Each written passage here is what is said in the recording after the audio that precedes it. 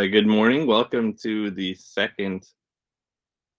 episode, second edition. I'm not sure episode or edition of Translation Talk, and I'm joined this morning by Matthew Dean, who, like me, was born and raised in the fine state of Ohio. He in Medina, Ohio, in the north. I'm from Cincinnati, down south. He's a Latin teacher and soon to be PhD student at Tulane University. He taught for years in China near Qingdao, and he and I met each other at the St. John's College Graduate Institute. And the reason that we're talking this morning is that he is a translator from the Chinese of political philosophy. So he's currently translating the essays of Tang Biao, and I'm sure I'm mispronouncing all these names, so he can correct me. And then he's been translating articles and interviews for David Ownby's website, Reading the China Dream, and has soon to be launching a Substack where he'll be translating works by Chinese followers or students of, or Chinese thinkers who are interested in the late Leo Strauss. So welcome, Matthew. Thank you, Donald. And I appreciate it. Your language background, before learning Chinese, you learned Spanish and Latin. And I'm curious how you chose to learn, how you decided to learn Chinese, and what that looked like. Yeah, I have a ignoble origin story in the Chinese language, which is that my ancient Greek class was under-enrolled. And so I thought, all right, the heck am I going to do? I love learning languages, and I was an undergrad in Boston at the time. And well, Chinese seems popular and difficult. And I'm a bright young upstart. I'll take it on.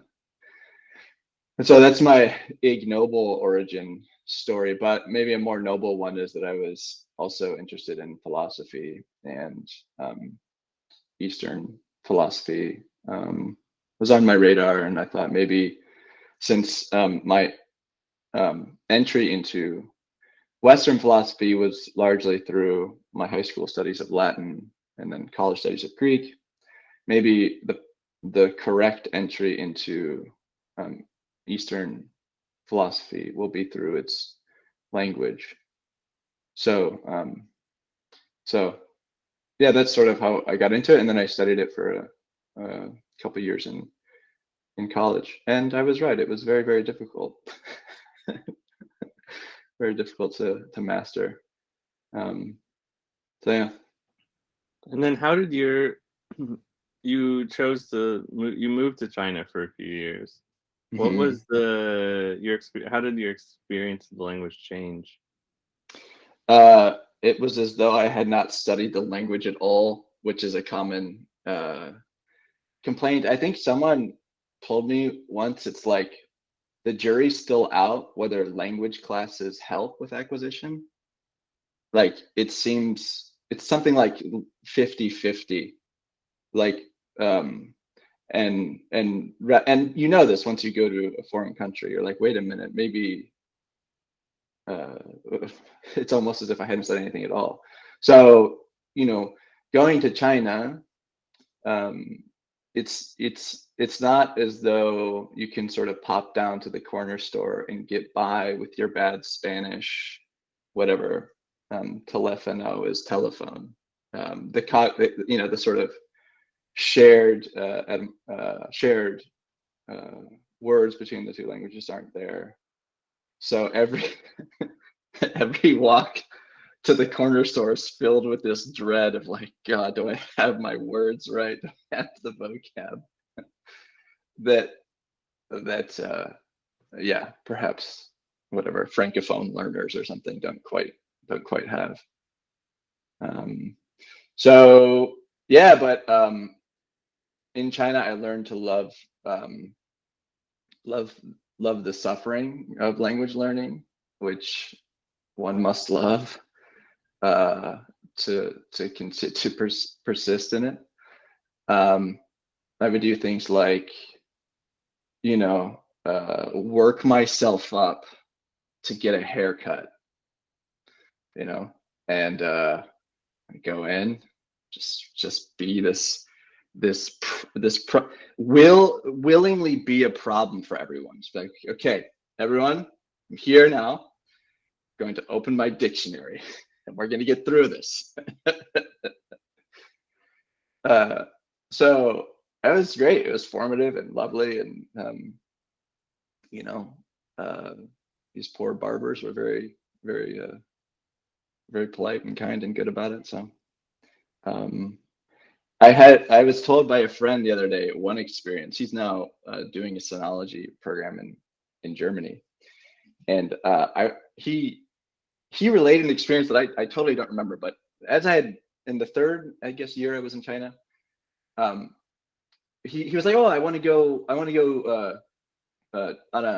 a trip somewhere." I said, "Okay, cool. Like, where are you trying to go?" He's like, "Oh, I want to go to like Shifu or something. See Confucius, see Confucius tomb." I was like, "Hey, cool. Do you need help on it?" He's like, "Yeah, can you?" And so we are at this bus stop, this bus station rather, and I sort of am talking to this teller, and I sort of turn around to him. I'm like, "Okay, so when do you want to go?" He says the date, and I sort of talk again to the teller, and I turn back to him. And I'm like, what time?" And he just tells me the time, and I sort of talk to the teller again. I'm like, "Okay, is 4 o'clock good?" He's like, "Yeah, that's fine." I'm like, "Okay," and I talk to the teller again. And it was that exchange where this friend was just like, "Holy God." It was in that exchange that sort of just launched him into like, all right, it's time to be able to do that. Um, so I don't know. Those are a couple of anecdotes. When I studied Hebrew at Middlebury College in their language, they do a summer language program where you're not allowed to speak English, even if you're brand new to the language. And I was trying to learn modern Hebrew, and it was almost like a child regression therapy, where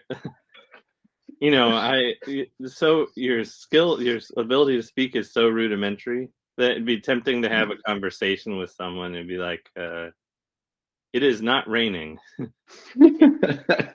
We'd nod, and like try to come up, and you just are so desperate to be able to express yourself that you just have to learn really fast. So why do you think that language learning in the classroom so often fails?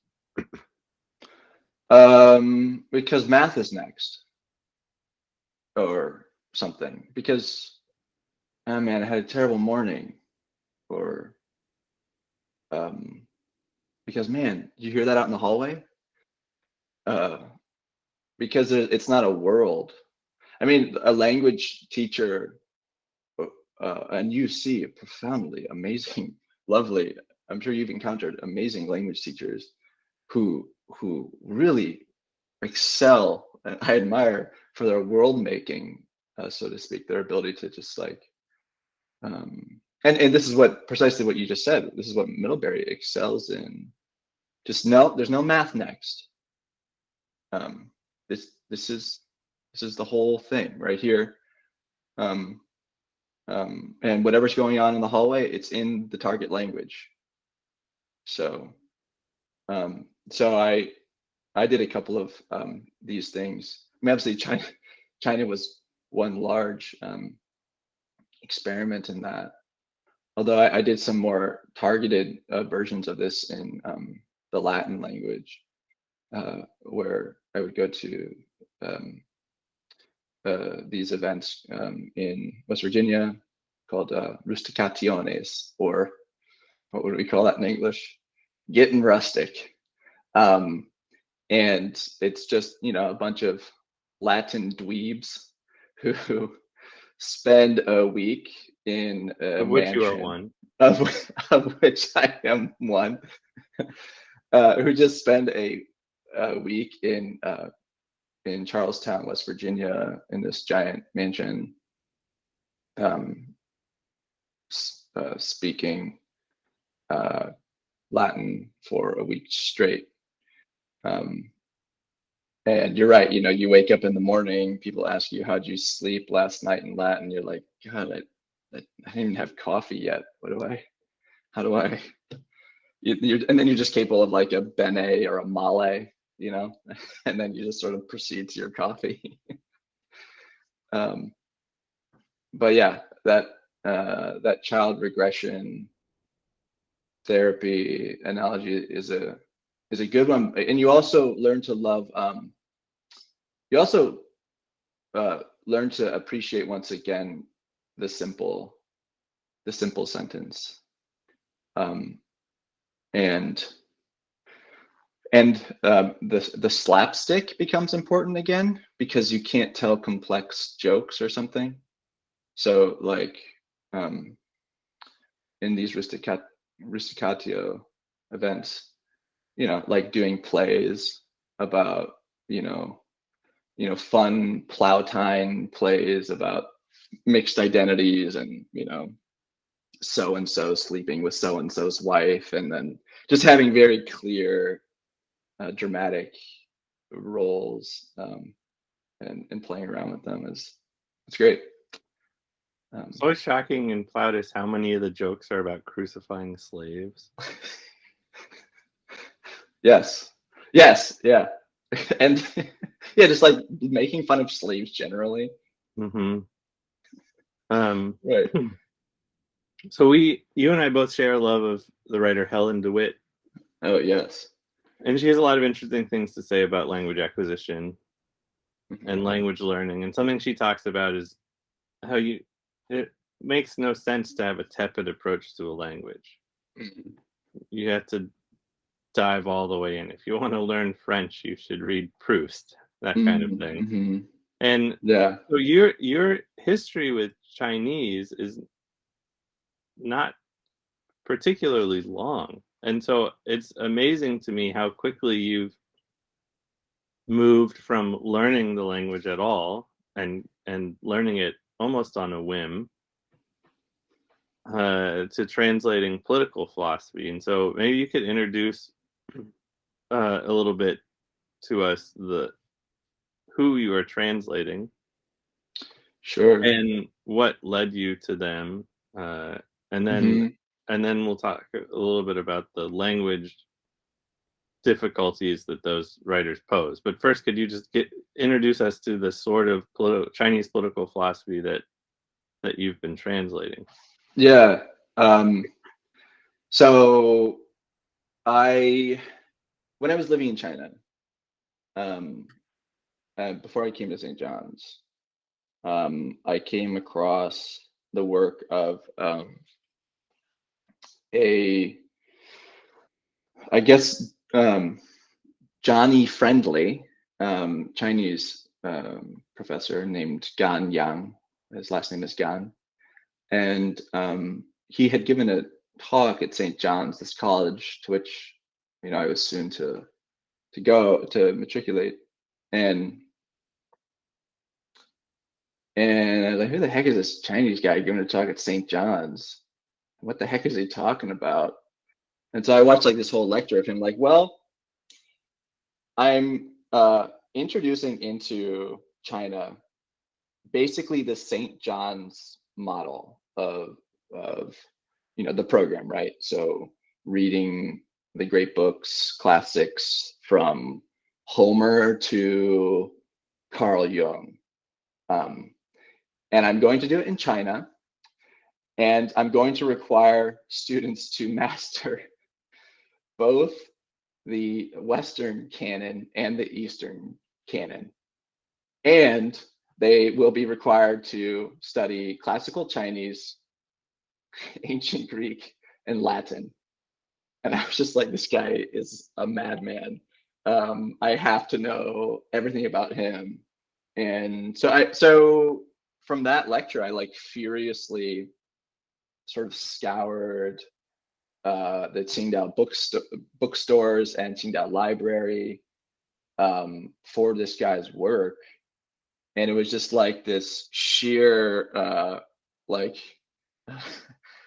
like burning passion to uncover what it was that he was up to, that launched me into translating him. And so yeah, Do so any of his works exist in English? I think he has one. I want to say, well, more does now, but when I first encountered him, I think he had one thing called Withered China that was out in English. But So you were finding and reading all his works in Chinese. yes, correct. Yeah. So yeah, just like I would get a book, go back to my apartment in Qingdao and just like lay on the bed and just scout, like just read with a dictionary and just go through. And luckily, I think this particular author is very fond of this simple sentence. He's very fond of a clear delivery. So I've read other authors and I'm like, God, I can't make heads or tails of this sentence. But he was a very good actually intermediary reader in the Chinese language, right? In terms of language acquisition. So but while discussing very difficult things. So anyways, so a part of what he was up to is, like I say, introducing into China this sort of great books thing. Now this is a great books thing that he picked up from his time at the University of Chicago, studying with Alan Bloom, I think, and Francois Furet and Edward Shills, among others. And it was there that he was sort of introduced to the Hutchins model and Leo Strauss, and sort of became enamored with that. He writes fondly about the what's it called, the Seminary Co-op bookstore, that phenomenal bookstore in Chicago, which is like everyone remembers once they go.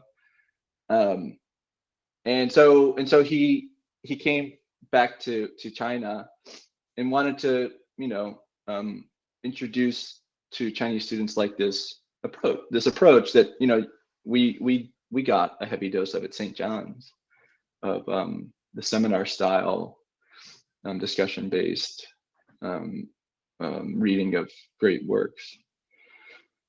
And so that's how I came to it, and I think by reading that, I mean, here's something that will really help your language acquisition. If you really want to know something and it's in a foreign language, that's gonna really do a lot, and you're just gonna get really, really, really good. If you believe somebody has something to say to you, but it just happens to be in a foreign tongue, and it's something to you, right? So then you're just gonna listen with an astonishing attentiveness. So yeah, so I've been fairly attentive. I have much of his work, but I haven't gone through all of it. And then what are the essays that you're translating now? Okay, so I'm currently translating essays by Tang Biao, who is a professor at Hunter College, although I think now he's doing a visiting professorship at University of Chicago, who's a lawyer who's a lawyer and a human rights lawyer, and one of these sort of so what if you're a human rights lawyer in China, there's not much that you can do, and in fact it's there are increasingly few of them in China, but I've been translating a lot of his work into English, and his work is like a lot of it is a lot of it is examining the attitudes that make up the obstacles to political liberalization in China. And so I'm translating a lot of his more I've translated a couple of his like more dissident things, one of which is amazing. So one thing he wrote is so when he was in China, the way that he would sort of go about being, when we've read Havel, right? So Václav Havel talks about this. So Havel's just like, look, nobody wakes up and says, I'm going to be a dissident today. Nobody does that. What happens is that you something intervenes in your life. It's something that sort of happens to you somehow. And it's not that like you decide consciously to be a dissident. It's just that you can't stop telling the truth. This is what Havel insists on. There's something that won't allow you to stop doing that. So anyways, Tang Biao, this human rights lawyer whom I'm translating, he does this great thing where it's like, okay, we have a constitution, great, good. All right, let's see what our rights are that are enumerated there. Oh, the right to assembly, great, swell.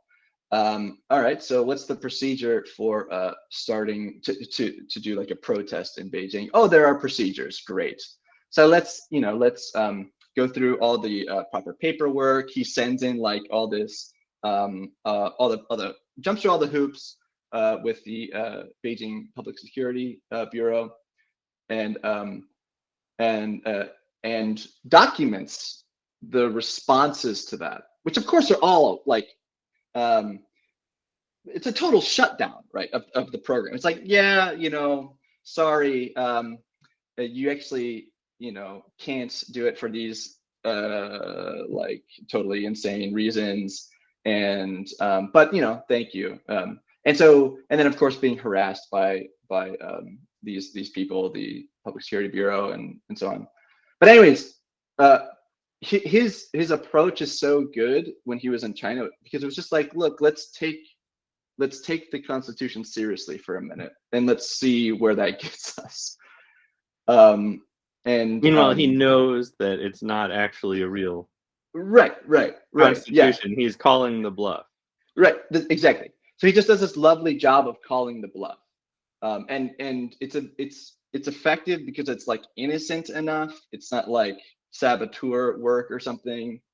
It's just this really good way of calling the bluff and demonstrating it clearly. So anyways, that's one major thing that I've been looking at. And then something I'm translating now is this really great take on the Melian dialogue, because you have like these, Could you pause, and for anyone who doesn't know, could you explain what oh, that sure. is? Yeah. So, oh gosh, you're gonna have to help me. Thucydides, Peloponnesian War, Athenians go to the Isle of Melos, and who has hitherto been neutral, and the Athenian delegation is like, well, we got you surrounded, submit, etc. And the Melians like, hey, can we just be neutral, and you guys, you and the Spartans duke it out? And they're like, no, you can't do that. And like, well, we think we should be able to. Anyways, so they sort of make this, the Athenians make this sort of might makes right argument that you also have in Thrasymachus, and maybe that you also have in Machiavelli, and that maybe you also have in Carl Schmitt, who is very ascendant in the intellectual sphere in China at the moment. I don't know how many of those names I have to explain as well. It's okay, just carry on. Okay. So it's this tradition that sort of parallels the human rights, maybe natural rights tradition of like, know what's might makes right, the Thrasymachus thing, the Melian thing. So anyway, so he's doing a version of that, which is like, all right, well, I'm going to examine this several cases of human rights abuses in China, and I'm going to have a dialogue between the like the Schmittian guy who, it seems like is almost every fourth intellectual in the Chinese landscape right now. And like the classical human rights position, sort of classical liberal position, and just have them with like give them this sort of Melian dialogue style conversation, and so yeah, so that's what I'm translating from him, and it's really good. And he's great because I mean, who writes dialogues? It's very, very, except for you've written one. So I'm translating Genesis, and I was interviewing the other day. Everett Fox is a translator from the Hebrew of. He's translated a lot of the Hebrew Bible, and we talked about the stakes. What are the stakes of doing that? So translating Bible, I mean, the stakes are quite high. Trying to figure out Genesis is about the nature of man and his relationship to God, the nature of the cosmos and the order of things. And so the stakes are as they could possibly be. Yes. But it seems to me that translating Chinese political philosophy, the stakes are also high, though they're high in a different way. The political stakes are quite high. Certainly, they can be high for some of the people that you're translating. Yes. But the stakes seem. So I'm curious how you think about that, or if you think about that. Yeah. So I guess two things come immediately to mind.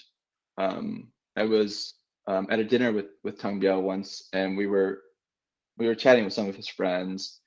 And I'm just like some guy from Ohio that's interested in Chinese contemporary Chinese political thinking, and hearing some of his friends being like, and then my friend with whom I've lived for decades in Xinjiang was taken and I've never seen them again, and then I was taken and beaten, yada yada yada. I was just like, good Lord. I have an interest in this stuff, but you have something. You have a totally other relationship to the purely theoretical thing that I'm thinking about. And not purely, but mostly theoretical thing that I'm thinking about. So that's one thought that immediately came to mind. It's just like this imposter syndrome that enters when you're actually faced with people that have been on the other end of like the anti-liberalism or Sino-fascism, or what's the word? The other end of the human rights abuses in China. Let's put it that way. And then the other thought is that something like, what does it mean when in governmental justifications for the expansion of borders into the South China Sea, we find Carl Schmitt's Nomos of the Earth? What is that as a phenomenon? How does Carl Schmitt mean that I can no longer go to Hong Kong, for example, or something like that? So let's pause. Who is Carl Schmitt? Yeah, Carl Schmitt was a German political theorist.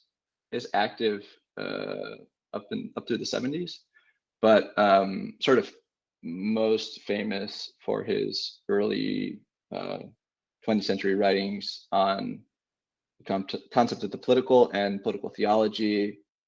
And he was member of the Nazi Party, although his relationship to the party is, I'm not terribly clear on At times it seems very sympathetic, and at times it seems, I think you told me he would sign letters Benito Sereno, feeling like he had his ship, the conservative ship, taken over. But anyways, he's most famous for his contribution to legal theory, let's say, and to let's put it this way, like theorizing from the state of exception was his sort of contribution. So it's only in extraordinary, let's say, political life that you can begin to theorize. So so that means, for example, states of total war are probably the best places to go for an entry into the political as such, and that for him anything else isn't political if it doesn't mean like the possibility of death on an open battlefield or something. And he was sort of an arch critic of liberalism, and that it actually can't compel its citizens to stand prepared for death on a battlefield significantly, in any significant way. And one of the great ironies of history, and in the founding of Israel, and in the early, ultimately unsuccessful attempts to write a constitution, one of the main texts used was Carl Schmitt's book on constitutionalism. And I think Jacob Taubes talks about this. He was trying to get the book from the library at Hebrew University, but it wasn't available because it was being used to try to write the no way the constitution for the fledgling state of Israel. Right. Yeah. Okay, so now let's get into the language. I'm curious about, in translating either of these writers you've talked about, if you could describe some interesting language problems that you've encountered. I mean, moving from Chinese to English, the languages, as you've noted, are very different from one another. Similar to some degree to Biblical Hebrew to English, that they're not in the same language family, right? That translating between Indo-European languages, you have some, you're on the same planet. You recognize some features, and then as you move away from that, and things become very strange. Language work really differently. And so I'm almost totally unfamiliar with how Chinese works. It's grammar and syntax, if those are even the right words to use. So I'm curious about the kind of language problems that you've encountered and how you've worked through them. When I was learning Latin, you'd be good to ask about this too. When I was learning Latin, I became interested in the sentence as primary. That and partially because of my language learning, I was just like, well, when you're learning a foreign language, the sentence is actually somehow primary. But so, for example, like,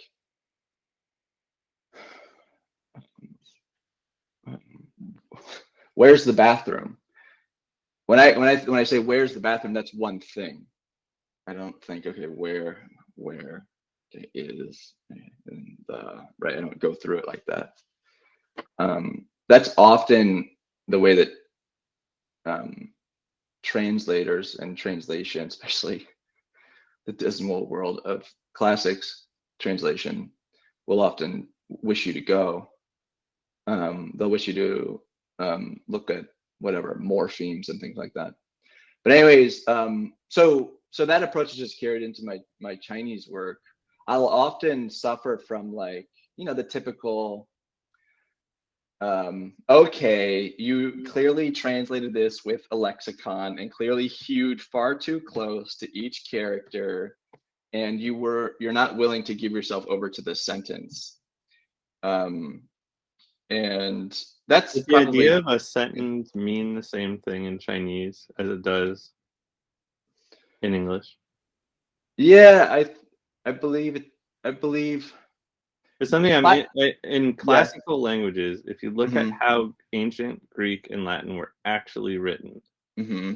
in classical Hmm. times, Right. the idea of a word didn't really exist. They didn't put Right. spaces between words.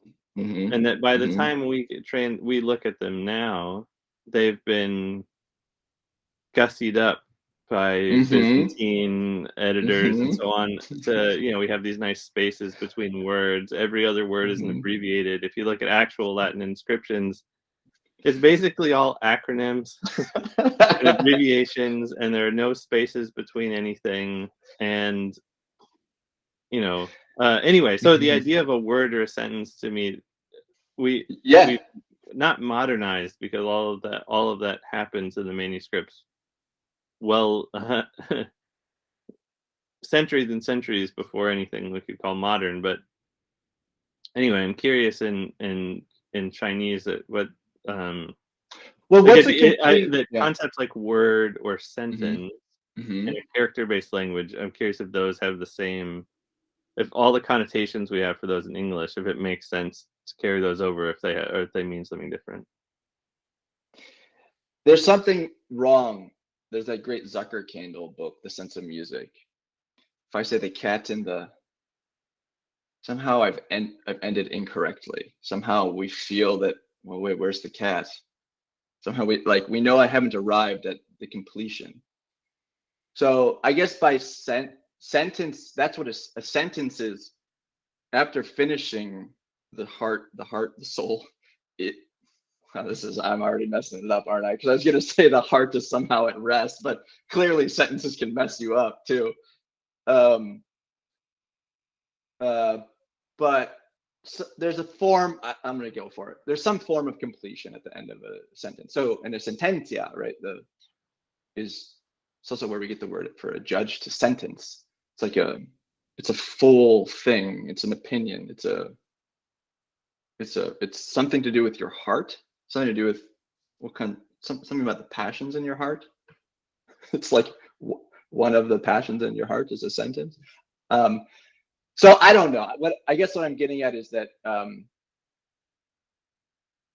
uh, I try to capture um, I try to capture a full feeling, and I guess maybe this I assume incorrectly that um, it appears where the periods appear, or it ends, let's say, where the period appears. And I think most writers will try to make sure that their feeling ends where the period appears. Many of them do anyway. Um, um, so, I mean, linguistic problems. A lot of them, the problems I run up against are, because Chinese is actually, sort of very regular. It's one of these subject, verb, object languages. No tenses. It's great. You don't have to march through tense hell. Um, but one of the big problems I face is just replete with sort of classical. It's just full of classical poetry or classical allusions or allusions to great works within its own tradition. That you'll read, and I'm sure when foreign students read like whatever, a bird in the hand is worth two in the bush, or whatever they read in English, they're like, what the hell, what is that? And then they have to go and like stare at, well, in the King James Bible, right? and they probably pull out their hair for that. So that's a lot of what I do. I do a lot of pulling out my hair, reading, reading, finding citations in Confucius, or finding citations in Dream of the Red Chamber, or things like that, where it'll be a very dense, succinct Chengyu, often, and they're called, where it's just like, here's a total summary of like this very profound classical story. So that's. But apart from that, I mean, I like a lot of what I translate are people trying to be very clear, and so I probably don't suffer from the. You're translating something that's one of the most mysterious things to appear on the face of the earth. So I probably don't suffer as much in that way. Although oddly, it's a being that wishes to make itself known to us. Talking about the Hebrew Bible, it's still an utter mystery in so many ways. Well, mysteries are important, Yeah. If you want to have people reading something for more than 2,000 years, there's got to be a lot of mystery in it. I think, just as a matter of rhetoric, I don't even know if that is a fair word to use, but I think there has to be mystery. Have you ever tried your hand at translating more literary Chinese? Just as an exercise? No, I mean, bits as an exercise. Yeah, it's something that I'll hopefully get better at. But it's very succinct, very dense, very beautiful. I remember talking to you one time, and you're just like, just translate Confucius, and I'm just like, you're right. Maybe I should just do that. There's a like, you, for example, are entering into this really awesome tradition now by your translations, because it's this old thing. Your activity, the activity itself, is old in a very, very cool way. Whereas, me translating contemporary political thinkers, it's not that old. So you get backup in a way. You get to read these amazing traditions of commentary, and people wrestling with these same problems. So I'm sure do you feel a kind of bonhomie? Do you feel a kind of kinship across time with these folks that are also translating? I don't think so. I think it's more that I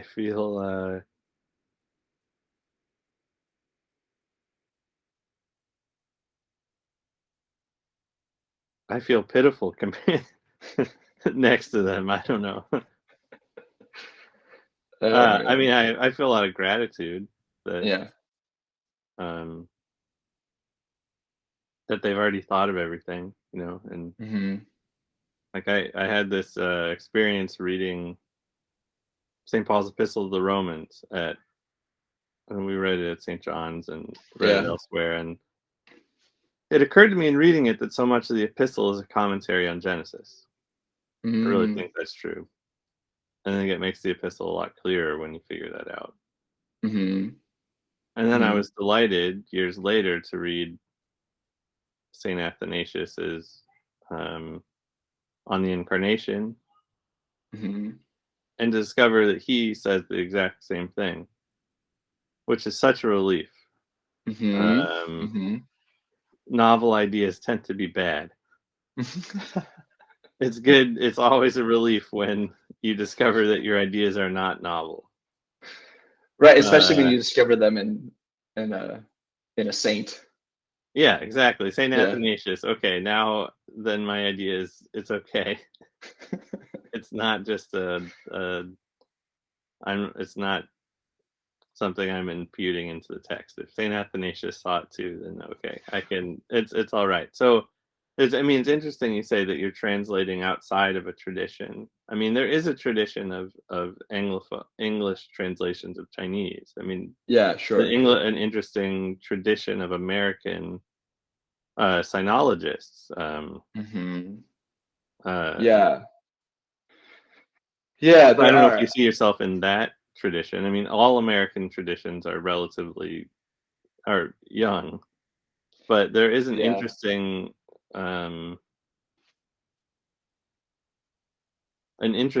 history of American sinology. I was talking to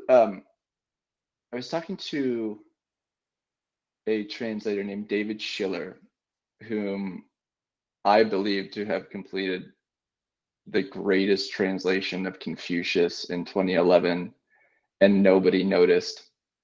I was talking to him about how he even got into the Chinese language in the first place. And it was through Pound. Pound, who is like, any sinology department will laugh if you say anything about Pound as a sinologist. But we both sort of agreed, like, we kind of love him. We kind of love that he took this on. Even perhaps, without the most cutting edge sort of formal training in the language, he was prepared to see it as, he was prepared to take it on for its like civilizational and poetic possibilities. And those are far grander goals, scope and goals than your average translator. Not like that's And Pound approaching. also Yeah. made sure to publish Fenollosa. Okay. Yeah. Whose Right. books are Right. very interesting about China. I don't know Yes. if you've read them, Right. but I they're have. very Yes. interesting. Yes. Yeah. So it strikes me that what I admire about Pound is his approach of this thing in total wonder is so great, even if it's wrong or something. Even if what he ends up translating is wrong, that he took this on, that his soul was capacious enough to take on this wholly other thing. It was so thrilling if you're thinking about translating. And so what I love about, for example, David Schiller is that he, I guess maybe is similar to you, when he's approaching Confucius, he's engaging with a textual tradition and not pretending to, not pretending to not engage with it. You'll have translations of Confucius that are almost offensive in their terseness, like, and then the master said this. Anyways, the next day, it's just like no notes or minimal notes, and then it ends up being this degraded. Well, Confucius is good, but it's not real philosophy, right? Like, it's not really, you know what I mean? Because when I read it, it's just like these, sayings and folk wisdoms, whatever. We have a New Age tradition, Yes. a tradition that turns Eastern thinking into kind of hokey, fortune cookie thing. Yeah. Tell anyone you're interested in Eastern philosophy and just watch their face change. And it should, in many ways, as a cultural phenomenon, Eastern philosophy, you shouldn't treat, when you walk past the vape shop with all of its Buddhas and what, you shouldn't take that seriously, etc. But anyways, one of the things I love about David Schiller is that he's the way I've always put it is something like, you're in math class, you're asked to show your work, and David does that. He really does this. Actually, he does the King James thing where if it's not there in the Hebrew, in this case in the Chinese, it's in italics. And then so there's this like translation, and there's like 4 pages of like and then this commentary appeared, 100 years after, and and so here's why I arrived at this translation. Blah blah blah. He'll just like walk you through why finally he settled on the translation that he did, and so yeah, It's like Heath's translation of Euclid mm-hmm. has these wonderful notes Mm-hmm. where he introduces you into the entire history Mm-hmm. of mathematicians. Yes, commenting Proclus, on and working through Euclid, mm-hmm. and then he puts his commentary in that context. Mm-hmm. Yeah, because by the time it gets to us, there's a whole history. Mm-hmm. We don't read the text naked. Right. We're not. Right. Yeah, and it probably behooves us to just to engage with that a little bit, to get an orientation on it, and so yeah. Anyways, that's what you're doing, and that's good. A final question to end the hour is for anyone out there who's interested in learning Chinese or learning, like, I think you have an amazing ability to learn languages more than anyone else I know. I'm just thinking of the speed from which you went from having some Latin and kind of we did a little bit. You had done some Latin, and it's your fault, man. I blame you. You're the one that got me into Hans Orberg. Yeah, so we did a little Hans Orberg Latin group at St. John's, and then next thing you know, you're teaching Latin and speaking Latin and with strange people in West Virginia. So you have an amazing ability for language, and you think a lot about language acquisition. So I'm curious if you could offer final thoughts about language acquisition, especially for anyone who, a lot of Americans, they might even do take a language K through 12, and then go to college, and every college has a language requirement, and you end up going K through 12, and then maybe you do 2 years of college language, and at the end of it, you're functionally illiterate. Yes. In whatever language you perhaps studied for as like more than a decade. Yes. And I think a lot of people have that experience. They're very frustrating. Yes. So what ought they to do? Yeah, I will say something that all the linguists will probably be able to disprove or something, but you cannot read a language you cannot speak. And by read, I mean do what you do in your mother tongue. You can't read a language that you cannot speak. Therefore, in the words of one of probably my biggest Latin mentor, Evan Smith, who used to work at Georgetown Day School, he said to me, you have to make the word flesh. The word must become flesh. It has to be in the muscle memory of your mouth, so that it can be in you. And it's a good. I mean, the incarnation's a good guide to language learning. Well, that seems like a perfect note to end on. Thank you so much, Matthew. Thank you so much, Donald.